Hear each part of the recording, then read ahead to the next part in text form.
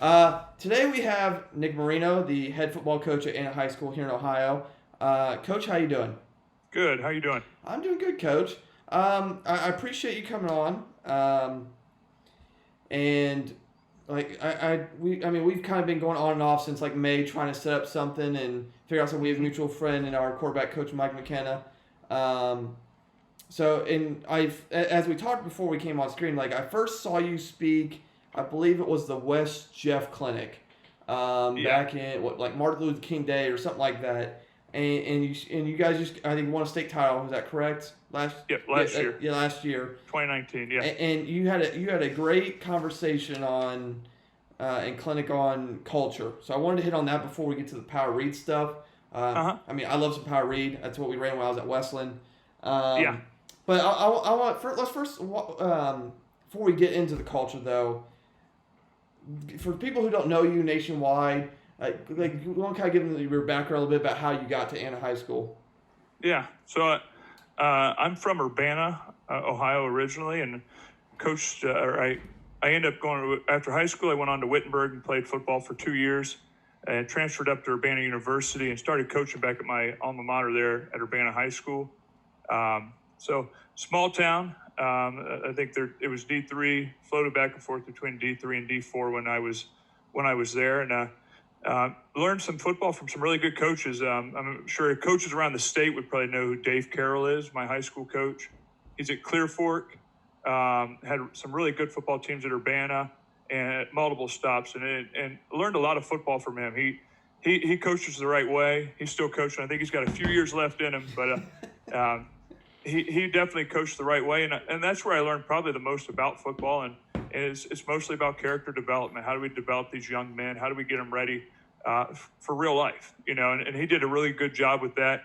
I appreciate all the lessons I learned from him, and as a coach, I ended up coaching with a guy that was 4 years ahead of me in school, Garen Stokes, who's now over at Minster, so we're in the same conference here. But we were together at Urbana. I became, I think, my second year, took over as the defensive coordinator there for him.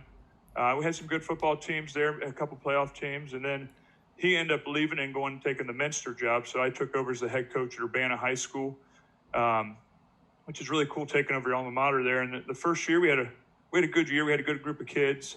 Ended up going 10-1 that year. Unfortunately, the playoff game was the one we lost. You always remember the losses for some reason against Cincinnati McNicholas, a good football team and a good program down there. And then after the next season, I ended up taking the job up here at Anna. So Anna High School's, if you go up the interstate on it's exit 99 off of 75. So 100 miles north of Cincinnati, straight north there basically. So small town, and we play in a really good football conference. Everybody's probably heard of Coldwater, Marion Local, St. Henry, Delphus St. John's in the past, Versailles. I mean, multiple teams with multiple state championships. Minster as well. I'm leaving them out there in recent under Garen there. So really, and New Bremen this year too. Yeah. Got to add another one to the state championship list there, and I probably missed somebody. So Well, that's as I told you before we came on, and I say this all the time. I call that the bloodbath conference because you're going to earn your stripes in that conference. It's going to be a bloodbath every week.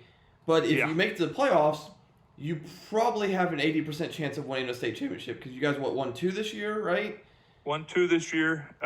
Again, and that's happened multiple years. I think we Yeah. might have got 3 one year. Might have been Because the tops. your conference has like a state record, like it's like 36 or like 40, something absurd state championships in football amongst you Yeah. guys. And I mean, like I said, hats off to all of you that coach in that conference because you got to be on your game every week. Like there is no, oh, this is like even some of your down teams are just brutal. Mm-hmm. And like, I mean, again, it is a very tough and interesting conference.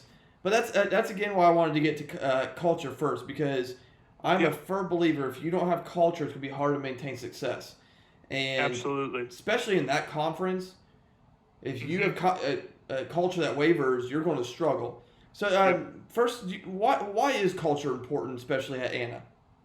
I mean, the culture, it's the expectations of the kid, and that's the huge thing. What your kids expect and what they believe is the most important thing.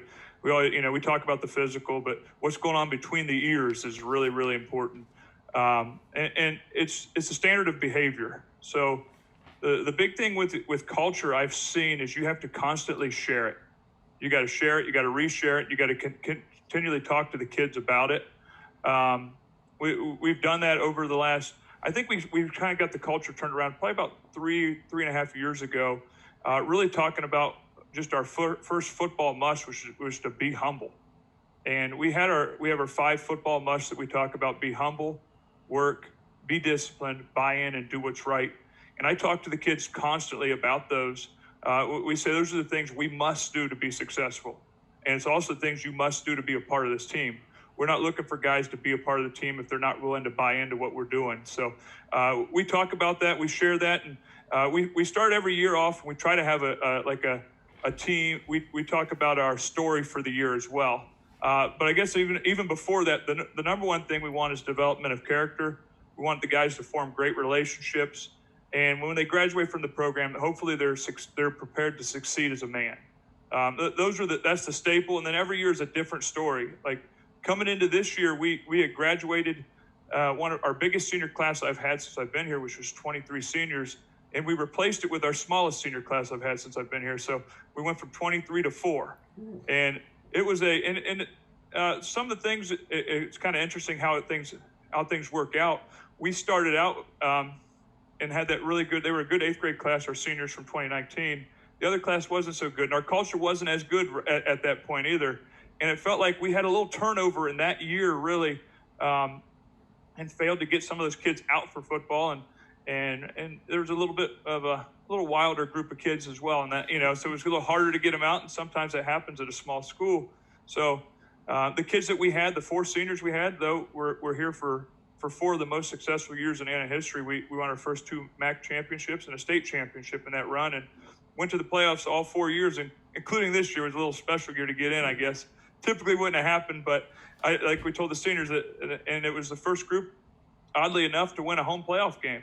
With the senior class that just graduated. So we had good kids this year. Didn't have the success we've had in the past, but we're going to get better in the future. And you can see we played a lot of young kids that are coming back. And the culture is the driving point, though, to especially to get and maintain success. A couple of my first years here, we had a group. I can't remember the years, but my 3rd year here, I believe, very, very talented group. Probably might even have been our most talented group, but we didn't have the culture established well enough then. Sometimes it takes a little longer than 2 years to get, you think you're going to have it all done by that year or that year 3. And because we weren't humble, we didn't work hard enough. We worked, but we could have worked harder. And we just didn't get quite to that level we needed to get to the next step. And that's why we lost the playoff game with those guys when we may have had a chance to, possibly win a state championship that year too. Now, I do want to ask you one more question before we go to culture, because yeah. For people that are listening to this or watching this, I am kind of cheating a little bit because I did, as I told Coach before, I found like less than a week ago handwritten notes I had from his clinic at West Jeff last year. So I'm kind of like, as he started talking his football must, he's like, be humble, work. I'm like, oh, I have all that written down right here. Look at that. Yeah. I want to ask you about developing performance standards first, because that was part of your clinic talk. And you talked about developing standards, not just for the on the field or the class, for everything. And you want to kind of explain that a little bit more in depth about developing performance standards for your program and your kids? Absolutely, yeah.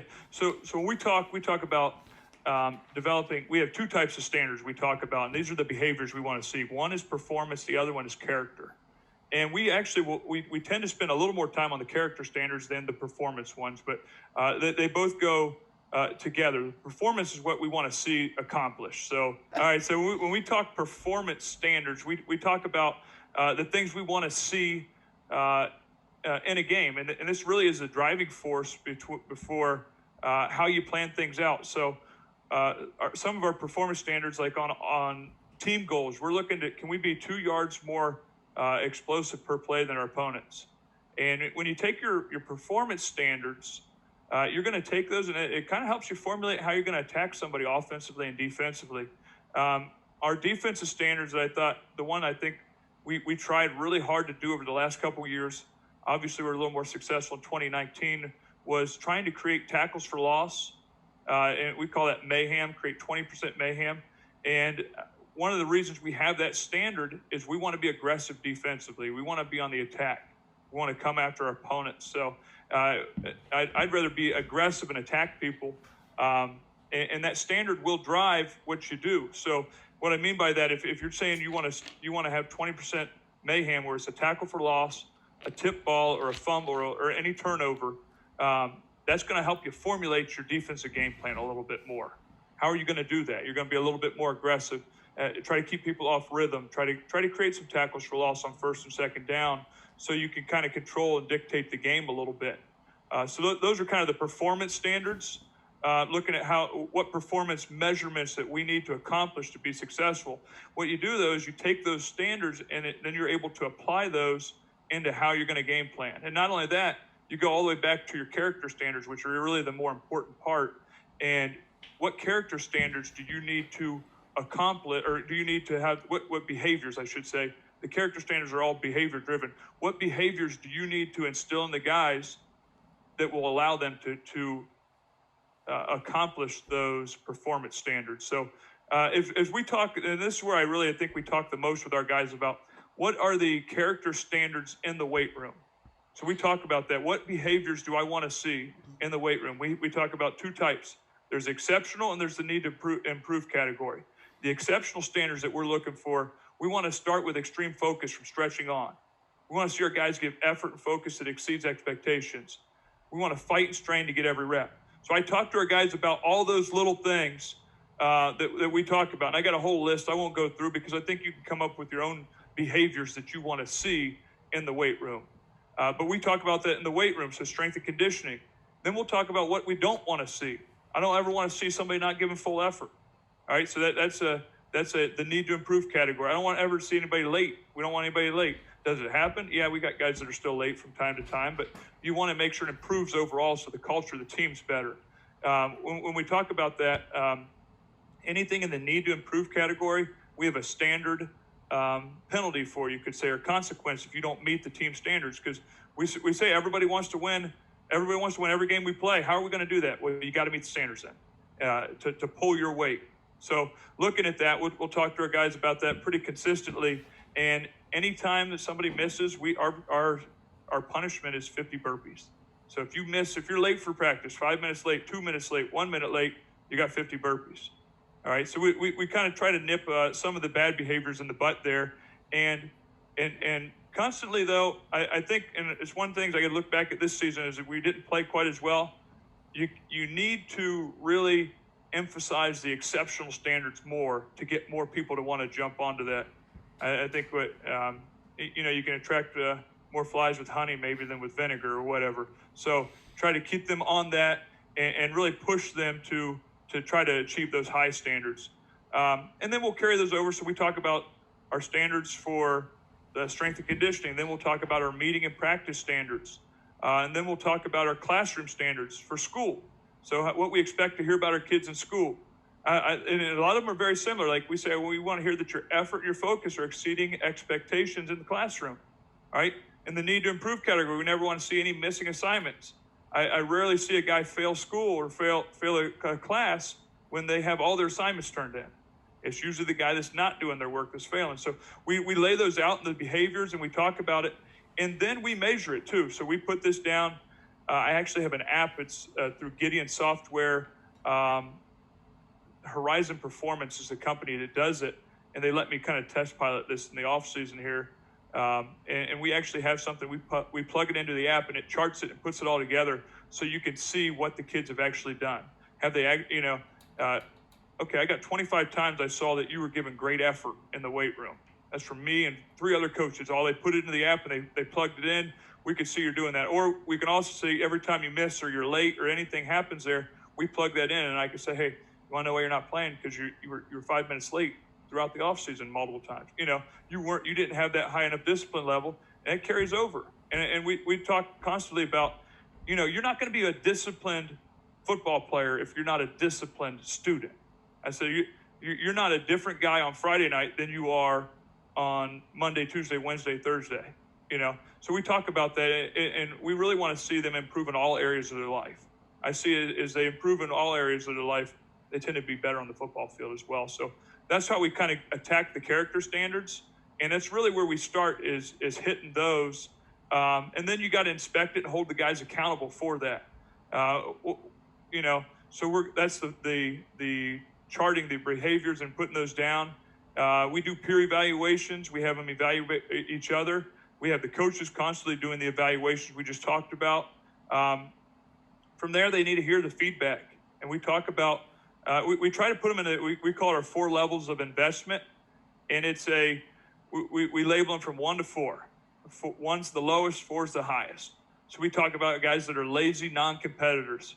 That's the lowest level. And I tell guys, you're not going to be a varsity football player if you're at that level. There's no chance we're going to put you on the field. And I can think back to years past when we've had guys like that on the field. They always end up being the guy that lets you down anyway. So we talk that level, and then we talk about the second level is the go hard level. They go hard, but it's inconsistent. They go hard when it's easy.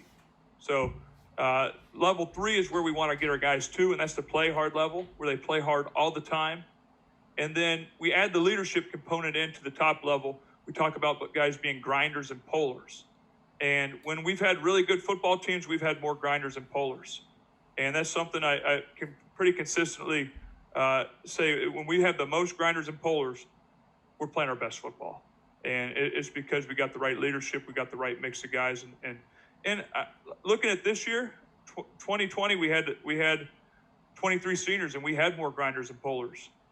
This year we had 4 seniors and 12 juniors, and we had some guys that were grinders and pullers in that group, but not as many as we needed to get us to that level. And it's hard when kids are young; they're always a little more afraid to lead, I guess you could say. They're afraid to step out and lead, like somebody that's a senior. So. And that leads us to those performance standards we talked about a few minutes ago. The performance standards, these are the things we need to measure to be successful as a football team. We lay those out, and then you develop a plan to achieve those performance standards. So on a Friday night, what do we want to be able to do? On the offense and defensive side of the ball, what's going to make us successful on Friday night? I'm a big believer in creating big plays. I think you got to be explosive. So, and on the other side of the ball, creating mayhem and pushing people backwards. And those are the performance standards we look a lot at, as well as special teams. I think if you want to see the culture of a football team, the true culture, look at their special teams. If guys play hard, you got guys that are starters that will jump in on special teams and they'll play really hard. Those are usually really good football teams. And I thought one thing I was pretty pleased with this year was, even though we didn't have as successful of a season, I thought our kids played really hard on special teams. So that's kind of a little bit about culture in a nutshell there. Sorry, I went a little maybe long-winded on that. But No. Hey, no, it's good. Hey, you just pretty much gave him like the speed run version of your clinic talk in about 7 minutes. So that's why I like to go fast. Yeah. We prefer to go run tempo in practice, so you keep things moving. Like literally, I'm scrolling through this. I hit here, and then I'm like, oh, character centers. Oh, there's the praise. Oh, wait, there's 4 levels of that. Yep, there you go. He hit about 70% of his talk. Yeah. Hey, I'm fine with it, Coach. You guys get people kind of a glimpse if they want to reach out more to you. Let's get into power read because we'll watch some film here in a second, and you'll kind of break some of this down. But I personally love power read. I've spent probably about half my career under center, half in the gun, vice versa. Mm-hmm. Maybe a little bit more under center. And one of the things I loved when I worked with Kyle Goebel at Westland, who's now the offensive coordinator at Thomas Worthen, was us running power read. Now, one of the things we had a tank at quarterback, Clay Carroll, who was like another version of Tim Tebow, as I always called him, because he's like he's a brick house. He's like, and it pissed our running back off all the time too, because he'd pull it probably more than anything. Yeah. He's like, keep pulling the ball. Well, yeah. Clay can run, son. So can you. Yeah. So. That's something you always have to coach up. Quarterbacks we always tell our quarterback, If the running back's going to get tackled, you run. If the running back's not going to get tackled, give him the ball. You know. Yeah.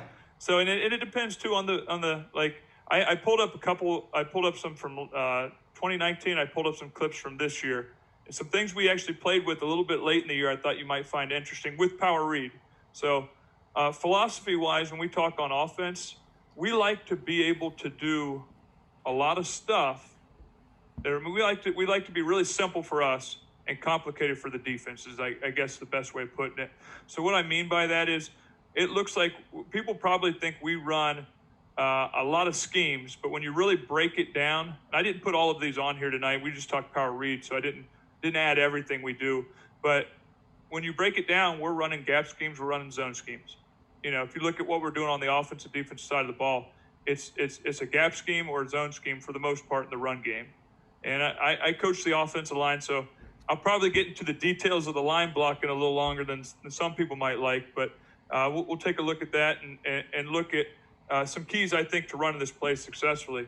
Obviously, starts right here with these two. If you got two kids that can run, this play works a heck of a lot better. So I'll run this through a little bit. This is against Bishop Fenwick, game 1 from last season.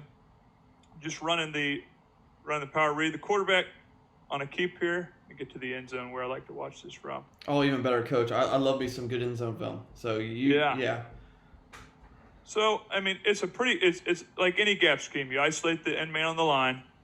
We're gonna work a double team here over to the backside backer. Right? We actually call this gap over. So we can, if this guy runs fast over the top, we'll let him go, and we'll go out to the outside backer if he's over there.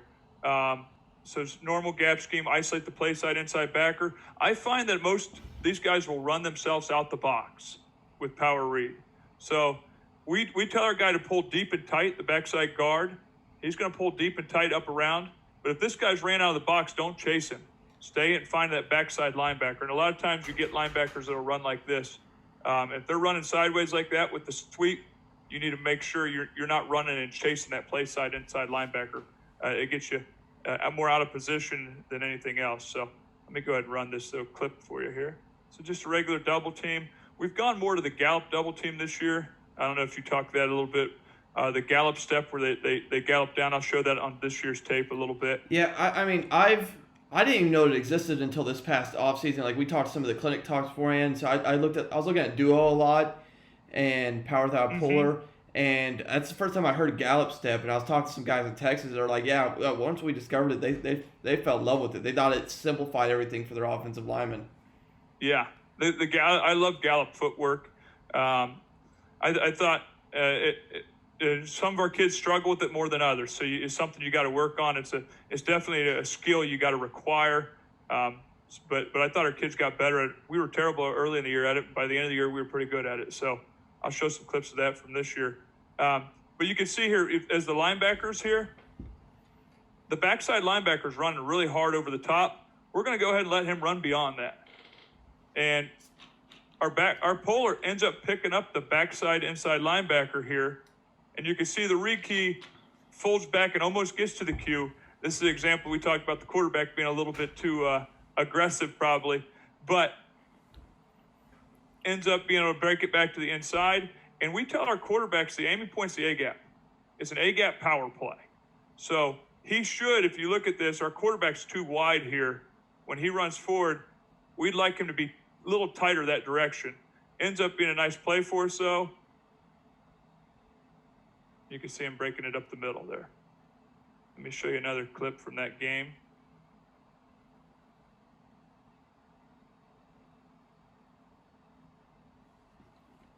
End zone shots are so much nicer. Here we go. Once again, this is our regular double team footwork from the year before. We'll take the tamper step here. This wasn't the cleanest looking footwork in my opinion, but you can see our coming down, move that over. The backside linebacker again's running over the top fast. So we're going to go ahead and stick the double team to the outside backer here. This is a pretty big key because this is the guy that makes the play on runs away. So he ends up making the play when the quarterback gains 6 yards. If they're running over the top really fast like this, we'll stick it and work to that outside backer, and that's the touchdown block. So I always talk to our guys about. Now here you can see our guard. Love Anton, our guard. We had 5 seniors on the offensive line last year in 2019. He wasn't a great puller, though. He needed to be a lot tighter here. We tell him we want them to rub the back of this double team. The goal is to be that tight, and then what you find up in the hole is what you'll pick up. We're going to block that with our play side shoulder there, and he should have stayed tighter. You can see right here, I don't like this because he should have stayed inside out, knocked 59 out, then we got a nice seam up the middle there. Still running, or the quarterback made a nice little cut here, gets behind it, and you'll see a lot of times on this play, the ball will bounce out the backside like this. And that's why this block here, the double team here that ended up making it over to the outside backer, that was the touchdown block on this play. So you can see he ends up picking up the outside linebacker right here. Yeah. That's the outside backer that would make the play on runaway. And because he's occupied and our quarterback was really fast last year, that was a touchdown. So obviously players make plays. And once again, our quarterback on another keep here. So this is it with a little bit faster quarterback. Let's look at this double team here. You can see it a little better from the backside. We talk, do you know, have you talked tamper step before? Have you heard of that a little bit? No, I've not, Coach. Okay, so tamper step, listening to Clemson's O-line coach, he calls this a tamper step. You're going to pick up the right foot. Some people call that a neutral step. And you kind of pick it up and slam it in the ground. You tamper it down. Kind of like tampering people that work with masonry type stuff or work on laying cement or whatever. Tamper into the ground. So you're picking that up, and it's really important you do that because this leg ends up being your high leg. Now that we're doing gallop with the outside guy, they'll both have 2 high legs and get their hips together when they hit contact here. So I'd like 69 here to be maybe a little bit more inside and his pad level to be a little bit lower. But you see he is taking that correct step with the right foot here. And then you want to shoulder pry with that inside shoulder. I'll show you some clips this year. I actually thought our offensive line was technically a little bit better this year, but just not physically as talented. And I'll show you some clips of that when we look at that. See our guard pulling. I like that the guard's pretty tight here. We talk about rubbing the back of the double team. That's how tight we want him to be. And then he's looking to the backside there. I did put our worst puller on there for all of these. You're a good coach. Hey, it's a good. Hey, it's a learning experience. Again, that's what film is a learning experience. That's right. And even with some of that, it still looks pretty dang good, Coach. Yeah, well, Anton knows he was our worst puller. So that was game 1 of 2019.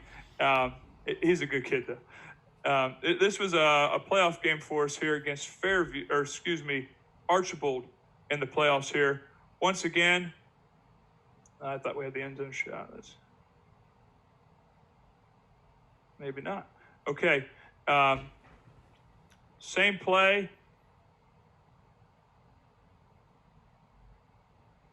Guard pulling. You see the linebacker gets picked up. He ends up picking up the play side backer on that one. Once again, just a nice play. Now, I probably should have put on here because in 2019, we were probably about 40% outside zone. So that made this play work as well because people bought in so much on the tailback run and sweep. So we were different this year, and that's kind of why I wanted to show a little bit from last year. And I'll get into the West Jefferson game here. All right, so we'll run some regular power read in this game, but I clipped off several of our power read plays here. And we were running power read from the pistol and just switching it. Okay. So I want to show you, and that's what I mean by it looks like we're running a whole new play. Yeah. Now, we already run inside zone with the quarterback, so he already runs inside zone read. So this looks like the exact same thing. For the line, it's the same play as power read. For the quarterback, it's the same thing as inside zone read. So we're running inside zone. We run a little motion here, and then coming back with the slice, what we call slice or the bluff technique, I guess, there. So you can see us coming here. It's an unbalanced look, coming back, and now we had a quarterback keep. Now, our quarterback was a little over-aggressive with this. If you watch the play here, same thing. This is our read key right here. We're going to double. We're going to go down to the inside. And we'll knock this hip over if he's there. Thought we got good movement here. And I'm looking at the play, and I wish we would have handed the football off when I see that. That would have been stealing, Coach. I know. Oh. Now, here's where we tell the quarterback, and we run this from the pistol. And we only did this in the late part of the year this year. If he thought that guy was going to tackle the running back to hand it off, I don't think he could tackle the running back because our aiming point's right here, A-gap again. Yeah. Okay? I think quarterback should have handed this football off. That being said, the motion and everything else got their eyes messed up enough that this ends up being a 19-yard run up the sideline here with us coming back there with the bluff technique. But you can see, I want you to take a look here. I like our pulling guard here. We kind of do the square pull. You can see as he inserts the hole, this is what I always tell him. When you pull left, you're going to block with your left shoulder. So he should have stayed inside out a little tighter, like right here. Instead of going out to the guy, go straight ahead so we get this completely sealed off. If we would have handed the ball off, it would have been even, a really good play then. So I'm always telling him, stay tighter, and we'll pull and stay tighter than you think you need to. Like if the guy's over here, stay tighter because we want the ball to hit on this side. And that's kind of the emphasis of your A-gap power type scheme. Is there a reason you changed the type of pulling from the prior year to this year? We just like to stay square, as square as we can. We've kind of, and I think it's because we run so much A-gap type stuff. Yeah. And some zones things. We put our heavier guys in here. Okay. And then our tackles are typically a little more athletic. This is our smallest lineman. He's only 190 pounds. Smaller kid for us. These two were bigger. Our center was an average size, and our right tackle was a big kid. But he moved well enough to play that spot. So you can see that, though, just another variation. But for the line, that's the same play again. Here's another look. We like to run a lot of motion. This wasn't very well blocked by our running back here. That's the play side backer. He should have attacked his outside shoulder better. I don't know if I've seen that before. A tight wing like that, motion. Yeah. I like that. Yeah, so we play with that because we run so much. We call it our F, but people's H back. We'll slip the H back out wide over here or wherever and do that same look. So it's kind of and you know this too. Like all these offenses are spread, but they all got these wing T elements to them of some sort. So it's kind of hitting the old wing T type, running a jet sweep type deal. Under center. That's where we talk to people in our league, and I talk to our DC all the time, and technically yes, most of the teams we see are spread. But are they really they're spread to run? They're not. I don't. Yeah. We see one team a year that will actually try to throw the ball 40 plus times. Most of them want to run 50 plus times. So yes. Is it really spread now? The read game allows you to do that. That's out of the spread offense. I think I would say the spread offense is not a good offense if you can't have some kind of read element in your run game. Just if you're going to be spread just to run, if that makes sense. I think you got to have something with that. Or it could be an RPO, though, too. It could be an RPO. We had it was 3 years ago, that class, I said that might have been our most talented class to come through here. We just didn't quite have the culture established well enough. We had a quarterback that wasn't a runner, and we ran a lot of RPOs back then. So you would just... We kind of formulate the plan based off of the kids that we have. And he actually tore his ACL. The craziest thing I've ever had happen. We were coming out for the game. He jumps up to touch the banner, comes down, twists his knee, and tore his ACL. Oh. Yeah, we were 5-0 at that point. He was the best thrower in the league that year at quarterback. That was the most throwing I'd done, in my time here at Anna, and tore his ACL. Now, he came back and played on the torn ACL. We had to go over and beat St. Henry in a last-second win over there, and end up going to the playoffs. But I believe the read element is essential to be able to run a spread offense and run the football of some sort. So anyway, take a look at this. Okay, I want you to see the gallop technique here out of the right tackle. This is pretty good. You see how he's galloping? You see he's pushing off the back leg, push off the back, and he's kind of got that high leg right there. Can you see that? Okay, high leg, and he's ready to strike. But what happens here is this tackle pinches, so he's gone. Well, that's fine. We'll just go on to the next level then. We just turn into a regular old run block to the other side. So it's no big deal there. You can see here as well, I like our left guard, and this is what I meant about saying I think our offensive lines actually technically was better this year. I like his tamper step. Watch that left foot. He tampers that foot, puts it in the ground. He's ready to strike. The guy moved inside.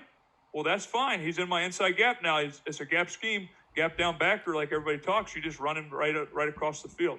So that's why I really like that technique. It's a tamper and a gallop. And then that gets they get a high leg here and a high leg there, and we can move that thing pretty vertically on that double team across there. Yeah, I mean, Coach, again, this was off watching about 6 clips, but I kind of agree with you. Like, technique-wise, your line looks like they took the next step this following year. Like, galloping, the tamper, like even your pulls look just tremendously better from. Yeah. And that's saying something because you had a state championship team the year before. Yeah. I think one of the things I think these guys, and I really liked our offensive linemen. I give them a hard time all the time. They probably think we started doing something in the middle of the year. It's going to sound kind of funny, but we started ranking them off for toughness. and I jokingly told them, and then it became a big joke, that, hey, I'm going to tell the girls, I'm going to walk around school and I'm going to tell them who's number 1, number 2. I'm going to tell them who's our 5th toughest lineman, who's our softest guy on the offensive line. And I tell you, from that point in the season, these guys bought into like being physical and tough, and it really happened mid to late year. But I thought we got a ton better because of that. And it's something kind of dumb. It just kind of came to me one day. I was like, Grant, I'm gonna have a girl go post this in the girls' bathroom that you're the softest offensive lineman, and every girl in the whole school is gonna know about it. And he wasn't our softest offensive lineman. It was a way to motivate him a little bit, and he got better. This is probably our most physical offensive lineman, but his feet were the worst. So that's something we're going to work on with him next year. This kid was bad at the beginning of the year and was really good by the end of the year. So I'm glad we got everybody back except the center. So it's going to be a little fun having these guys ready to go early on next year. But watching here, you can see the play side backer runs himself out. So that's a key element, I think, to this play. Is don't chase this guy. If this guy would pull and just run out here, then the backside backer is really hard to block. Yeah. But if we double this hard and we work this over and you try to double it all the way to the backside outside backer, if this guy's running over the top, then it becomes a play where I think you can hit it for a lot more yards up inside. And you can see here the rekey's down really tight here. So obvious give here. Quarterback made the right read. Running back should have attacked the outside shoulder a little bit better here. That being said, the running back or the jet guy ends up making a pretty good run there. Okay, another look at it here. This time we actually handed the ball off, the same look we had a minute ago. Now he felt like this guy was close enough that he didn't gallop here, my left tackle. He must have felt like we had a blitz look there. Maybe if I could see it a little better. This guy's up pretty tight. Yeah. So the gallop's off. You got a guy in your backside gap. It's regular old gap down backer rules. He sees that guy's there, blocks down. He's got it. Now, in this look, we're going to pull tight and find the first guy to come around there. That's who that guy ends up going to. And you can see this guy, and I like our guard here. He stays pretty square. And right here, he could just try to seal this guy, but he continues to try to stay tight, and the guy overruns it. The ball cuts inside of him. That's what I'm always telling those guys to do, and this ended up being a pretty good play for us here. Once again, as much eye candy as you can give these guys, too. Oh, yeah. I think it slows those guys down a little bit. You know, sometimes the jet has a meaning, sometimes it's just there for eye candy. Ends up hitting downhill, ends up breaking it up the side for a good run there.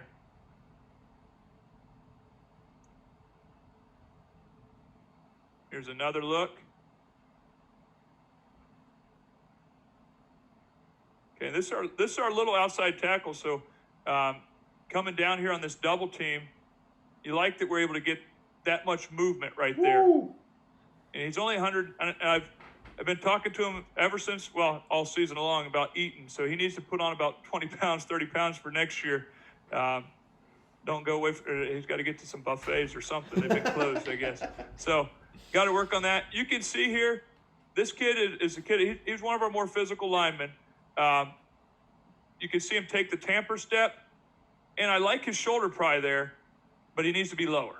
He's not, when we talk shoulder pry, when you're going to pry under something, you want to make sure you come up and under it. So it's like an uppercut with that shoulder, I would say. And it really takes a lot of reps to get the rhythm of that. And we're going to work on him bending a little bit more this offseason. But you can see the double team here gets good movement, and we got a squeeze by the end.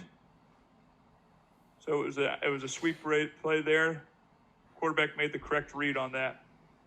And we're back to the top on that game. I'm going to take you to another one of our games late in the year, Indian Lake here. Supposed to be our game one. And I wanted to do this because I wanted to show you some odd front. We actually got an error here by our left tackle. We have some rules that'll tell us to go down or to sometimes even go secure the box on power read. So sometimes we'll call it secure the box, and we'll just run the A gap here, and you're still going to read that guy. And other times we'll tell him to block down. So it's just a different call based off some looks that we like to look at. I would rather him block down here. That being said, you can see I want to show a few things here. One, we like to pull the tackles against the odd front. Okay. So this is probably something a little different. It's basically the combination of dart and power, I guess you could say. Okay. So it's a power play. We're blocking back. He's got that backside gap. Instead of him securing B and hinging, we'll pull the tackle. Now, do you do that? Now, when you call this, is it just still a power read call, or do you have a tag with it? Okay. So we have a name. We call it it's an NCAA names for some of our like power read plays. Okay. We'll call that out. We all have that in NFL names typically or whatever for those where we're calling out names. Okay. For this one, we do tag it differently, but it's the linemen know it's all the exact same. Okay. They're like, okay, nothing's different here. So. All right. But this play, I would have preferred him to block down. Yeah. Ends up being okay. You can see with him securing the box, it actually helped on the quarterback sweep there, part of it. Yeah. And the quarterback ends up getting a keep read with the end, squeezing down. And he might have gave that one off too. Either way. Now I want to show you the gallop technique here. This is bad by our left guard. He needs to gallop down there, and you see he's trying to, but he's just not very rhythmic with it. He probably can't dance, like most of our linemen can't dance, but this kid definitely is going to have two bad feet on the dance floor. You can see he needs to have a little more rhythm. And our center here needs to stay a little bit thicker on that as well, on the inside part of the run. Either way, it ends up being a good play. And I've kind of liked this coming back with this bluff technique for the first time this year. Okay, another power read look. Okay, here's where we are securing the box, and we were supposed to at least, going up to work to secure the box. The end runs out with us, so that's obviously that's a keep read for the quarterback. You can see this is a really good gallop technique here. I was about to say, Coach, that double team and gallop to the backer is beautiful. That is fairly, just fairly well done. Yeah. This kid's a sophomore. He's our strongest offensive lineman. Jesus. He's going to be a good one down the road. I got to get him a little faster. We're going to work on that this offseason. But this is about textbook when you look at that. So I was glad he was doing that by late in the year. And you can see here, we pull tight, and this linebacker's right here, but the quarterback's supposed to run this thing right downhill here so he can run away from that guy. And it ends up working out for us here. Ends up being a pretty good play, cuts it out the front side. The big plays tend to be on the backside, though. I always tell our guys that if you can ever find the cutback lane on that, it tends to be the bigger plays on power read. Oh, wrong way. Here's another look at it. This was a sloppy game. Field conditions were bad. All right, here's a case. Here's a case where if this end's playing a little wider, this kid can make a check here himself where he doesn't have to go secure the box. He ends up blocking down, gets to the play side backer. Combo's not as nice as I'd like it. This pull from our backside tackle, though, he does a good job of looking back to the inside. And usually, I'm not going to blame this on him because I tell him we want to run the ball here. So if this guy overruns his face and it cuts out the play side, sometimes that's how it works.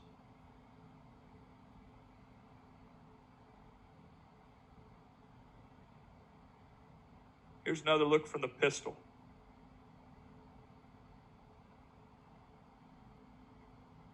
Once again, really good job by our right guard there, coming down, physical. This is our smaller tackle pulling here, but I love where he's staying deep. He's staying tight. His eyes are inside. He's still connected to the double team right here. So this is a really good job of staying as tight as we tell him to. And I really look at this play. I don't know why the quarterback's cutting this or the running back's cutting out here. This looks like a lot better grass to me. But I mean, you know as I do, Coach. We can tell them all we want to run in a straight line and run away from contact, but there's always going to be a couple of them that just can't consistently. They'll just do that, and it is what it is, unfortunately.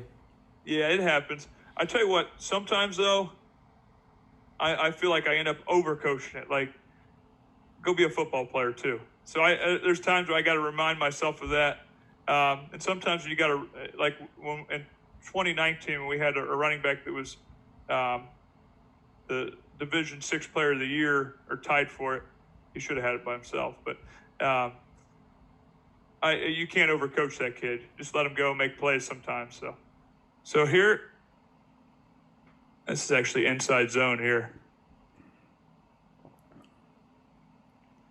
And I guess this can show you a couple things here. This shows you, number one, how we do the same thing with inside zone that we did with power read. So you can see here, and I was actually looking, we might try this from the pistol next year, but coming here, same thing, just giving the jet motion for some eye candy there. But we're coming back with the H-back over to this side to try to pull those linebackers' eyes. And you can see here, just running inside zone. And he's working to this play side linebacker. Play side linebacker runs himself out the box. And we end up with a really good seam on this play. This kid here at running back, he does a little bit of everything for us. He led our team in tackles from safety as well. I don't usually like that stat, but we blitz him a lot. Well, that, and sometimes you just have a dude there. Like when I was at Westland, we had a sophomore safety who finished third on the team with tackles with 103. He ended up signing with Eastern Michigan. I think he's at Eastern Kentucky now. But a little undersized kid. But I personally, I can honestly say this. I've never had a kid that could come downhill and read run support like he has at safety. He's the best one I've had in 10 years. Some kids just do it. You know as I do. They know what they're doing. Yep, yeah. Instinctual and everything else. That was that kid for us this year. He was 145 pounds. Led our team in tackles for loss because we blitzed him from safety a lot. He was our best blitzer. So it was, well, this kid blitzes harder and goes faster and down the line than everybody else. Yeah. So we just brought him.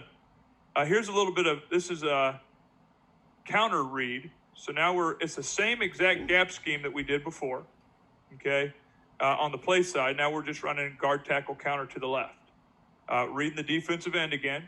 And we're doing this with a jet motion on this play here. and we just call that it's a bash concept for us. I like it, Coach. You've heard of bash probably, right? Yes, sir. Yeah, back away sweep or whatever. Yep. So right here, looking at the other side, I'm pretty good with the hole we ended up with. So when I watch film with the offensive line, I'm always looking back. Okay, I don't care about what happened over here now. Is this going to be a good play? I'd like him to be his pad level to be a little bit lower here, but I like the seam that we have if we needed to keep the ball to that side. Yeah, is what I'm always looking for. You can't complain about that. I mean, your quarterback would be one-on-one with the safety at that point, and yeah. I mean, heck, he knows what I do. I'll take one of your better athletes on a safety and day of the week. Yeah, our running back's a little slow here, but he's looking for a guy. He ends up getting a touch on the safety, which was enough for us to score on that play.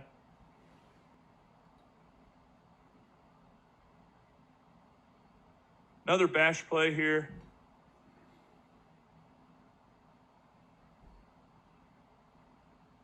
All right, this is a concept it's a paired play again. You can read this, or if you got leverage and you think you can run the sweep as kind of a pre-snap, kind of an RPO here, just a handoff though. Yeah. We'll run an outside zone the other way, and we'll do that he'll run the stretch outside zone that other way. So let me go ahead and we ran a lot of gap schemes in that Indian late game because it was really sloppy. We felt like we needed to get downhill. Oh no, I'm loving the stuff you're showing me, Coach. Like, yeah. I mean, again, some of the teams I see don't run nearly half of this, and again, if you can, kind of as you said, if you can get a good regame out of your shotgun run game, I mean, you can do some lethal stuff, especially if you coach it well. And like I said, and you weren't kidding to be in a mud pit, Coach. I don't think I noticed as much the first time, but it got sloppy as the game went on. Yeah. You know the best thing about these sloppy games is you can tell who's busting their butt or not, especially when you're wearing white. You know real quick. Oh, your jersey's still clean. You aren't doing crap. That's what that's telling me. Yeah. Oh, this is a little draw here. Might have a few draws. We ran draw really well in this game. I might need you to come back on and talk. Actually, here, why don't you talk to me some draw? Because I don't know, maybe I'm just a shitty coach. I've never been able to, I don't know if I just can't teach it well, don't understand it well enough. Like, can you teach me through the offensive line portion of draw? Well, this wasn't really well blocked. Well, so here, I mean, one thing that we had a light box here, so it was a 3-4 look. That made draw a little bit better play for us strategically. But all we're going to do is pass pro. These two are going to stick. They'll stick on their man. So, didn't draw that very well. The tackles are going to stay man on. And then on the inside, we're going to sift it out. We're going to pass pro down to the nose. All right? Nose work this way. And I'm going to go up to that play side backer on this. And if he ends up in my gap over here, which I really feel like this kid was ending up crossing his face, we really should have had it kind of turn into a zone combo there, and he should have taken off, and the guard should have stayed on that. Does that make sense to you? Now, if those ends for some reason were to pinch in hard, yep. Would you have your tackles pass them off to the guards, or on this is a scheme that we don't run. It's not. So, like, if we're running a zone scheme, we're going to talk about passing off combos and all that kind of stuff. But if we're running a scheme like this, it ends up being more – it's a man scheme. It's kind of zone scheme on the inside three, but those guys are going to stick their man on the other side. So, and I think that the key to draw is – I mean, it's all about whether the look you're giving them, does it stress those linebackers that they're trying to get out of there kind of quick? Oh, yeah. It just – strategically there. Guard tackle counter with the bash concept on it again here. So we ran that wing look here again. Yeah. Coming across. That end was upfield, so the quarterback had the keep read. Like the gallop again by this kid. Getting there, pinning the backside backer. That was the key right there. we worked pretty hard on not only do we want to get there, but we got to go get and win that backside backer block for this to be a good play for us. And here it is. You can see he holds up the backside backer long enough that we got a downhill. Where we want to run the ball? In the A gap right here. So was the A gap open? That tells us we did a good job if it was open. And that was a pretty good looking play for our kids right there. Looking here. And we'll play with sometimes you can run C gap with this as well. But here we're just fanning out to it. You can kind of see that. So. Same play coming back here on the next one. Well, that's that old Jim Tressel theory of coaching. If they can't stop it, keep running it, just change the formation. Yeah. You see the nose guard falls down, so we ran around him. And it's a pretty good looking play there on the run scheme. So that's some of our favorite run game, I guess, overall. But if you want to have me back on sometime, we can talk whatever you like sometime. Yeah. So, Coach, I mean, let's kind of wrap up there, and then we'll chit-chat afterwards. And okay. I will get some sort of contact. Do you have a Twitter, Coach? I just use our Anna football Twitter. Okay. For anybody, for contact information, I'll put Anna's football Twitter in the bio, so you guys get hold of Coach Marino. Coach Marino is awesome, and we'll usually get back to you pretty quickly. Again, if you have any questions for him on culture, power read, or anything else, I mean, Coach runs a very good program up there at Anna. Does a great job in what I call the Bloodbath Conference. I won't even call it by its actual name. It's just the Bloodbath Conference. So you can almost guarantee one, if not two, state champions will come out of that conference every year. So like I said, he does a fantastic job at what he does up there. I appreciate him coming on, talking culture and power read today. And again, please, if you have any questions for him, please reach out to him below. And we will see you next time.